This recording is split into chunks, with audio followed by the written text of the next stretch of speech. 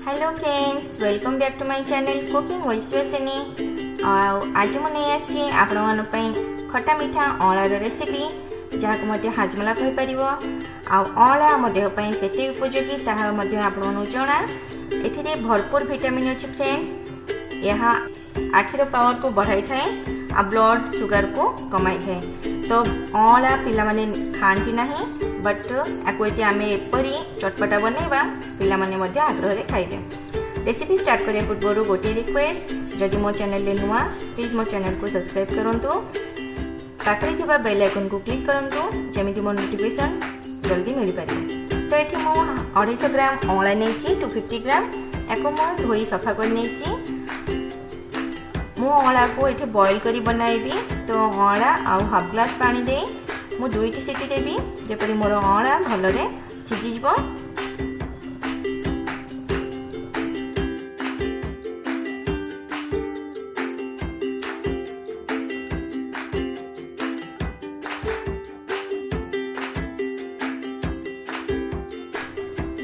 अँलारे vitamin A vitamin C अच्छी friends, जहाँ आमर देहपाई बहुत उपयोगी। ये देखो मोर 2 सीटी हो गला। बर्तमान मु सीटी काढ़ी नेबी। अँला को ठंडा करी नबा प्रथमे, तापर जाई आगको प्रोसेस करबा।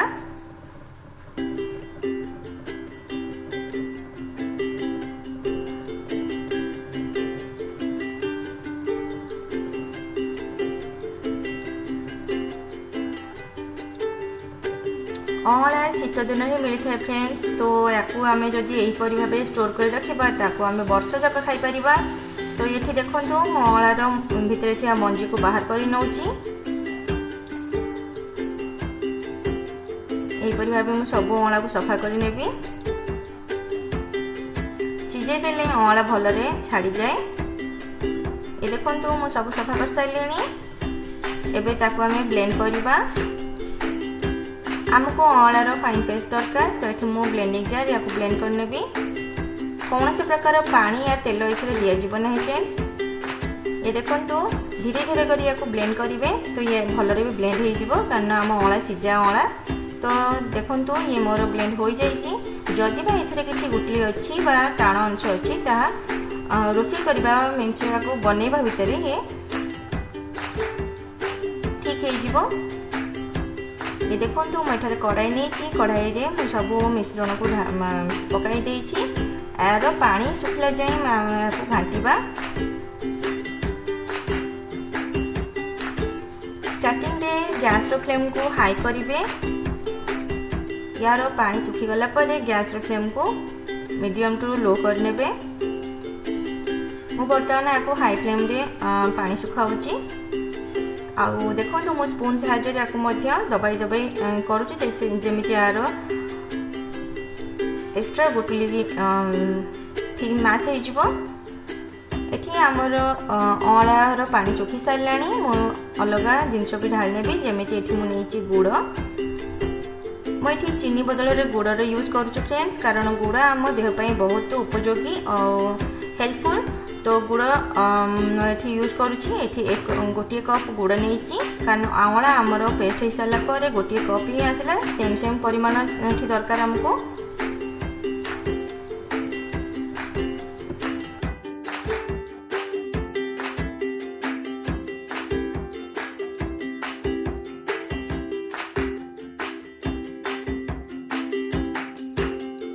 देखो फ्रेंड्स गुड़ आमर मेल्ट हो गला आ थिक भी हो गला। ये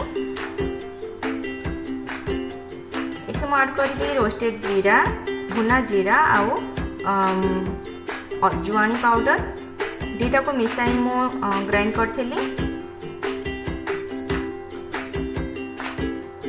तापर आम ये ऐड करवा हेंगु।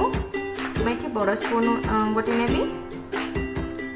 ये मुझे जहाँ जहाँ इंग्रेडिएंट ऐड करी फ्रेंड्स ताहा आम देहपाई बहुत उपयोगी और डाइजेशन पावर को बढ़ाई थाए। तापर ये ऐड करवा जिंजर पाउडर 3 ରୁ 4 चम्मच। गोटे गोटे इंग्रेडिएंट ऐड करवा और ताको भलरे मिसई नेबा जेमती हमको जना पड़िबो कि हमर मिश्रण टाइट हो नहीं। तापर मैं ऐड करी black pepper means गोलमरिच powder,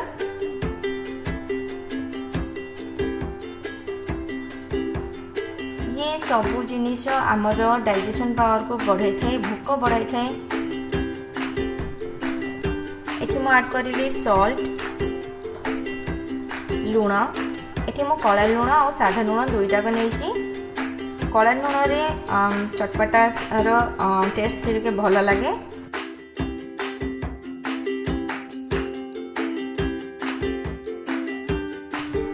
next हम ऐड करिबा मैंगो पाउडर 3 ରୁ 4 चम्मच। आमचूर पाउडर पकाइवा द्वारा यह आमर खट्टापन को टिके बढ़ाई थाए। या तुम क्वांटिटी हिसाब से ऐड कर मत 3 चम्मच दरकार था जमी मोर मैं हाफ लेंबू भी ऐड करी से मुझे 3 चम्मच नहीं। बेसी खट्टा दरकार तो आमचूर पाउडर क्वांटिटी बढ़ाई पार। तो ये मु हाफ लेंबू नेबी जमती 1.5 स्पून 1/2 स्पून आसो ये आमर जूस। बस एतिकी इंग्रेडिएंट मुझे ऐड करी फ्रेंड्स। जो जो इंग्रेडिएंट मुझे ऐड करची ये आम देहपाई बहुत हेल्पफुल।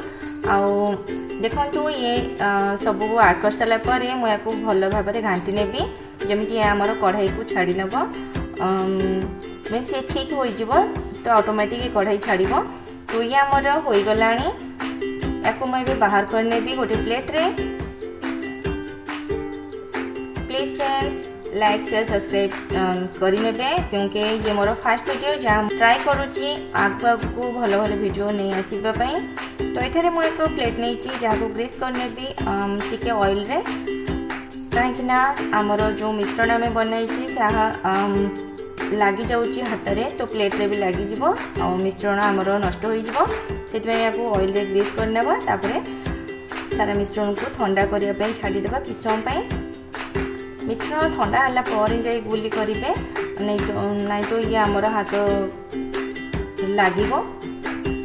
ये देखु मिश्रण ठंडा हो सारापर ये कलर गाढ़ हो जाइए बट ये आम हाथ में लगी से आम ये किसी पाउडर सुगर यूज करवा। ये मु पाउडर सुगर बनाई नहीं एक हाथ में लगाई मो मिश्रण गुली बनई नेबी। ये देखो किसी एमती आपरी बनइबे। आउ ये हो गला हमारा हाजमोला जो बहुत ही टेस्टी आउ सच्चे फ्रेंड्स। ये वर्षा आग रते मूड एमती आमर हम कि किसी चटपटा खाया बनईकी रखिए और खाईपर। पिलामानंकु डेली दियंतु फ्रेंड्स। ये आइस पावर आउ ब्लड प्यूरिफाई कर अँला देहपाई बहुत उपयोगी, बहुत बेनिफिट्स अच्छी अँलारे या बड़ छोट समस्त। ये देखो फ्रेंड्स हमर अँला गोली प्रस्तुत हो गला। आज ये रेसिपी आपको केमती लगे कमेंट करी निश्चय कहे। भल लगी प्लीज रेसिपी को लाइक करेंगे, शेयर करेंगे। जदि मो चैनल नुआ अटंती प्लीज मो चैनल को सब्सक्राइब करेंगे। आसबे एक नुआ रेसिपी नहीं। Bye, thank you.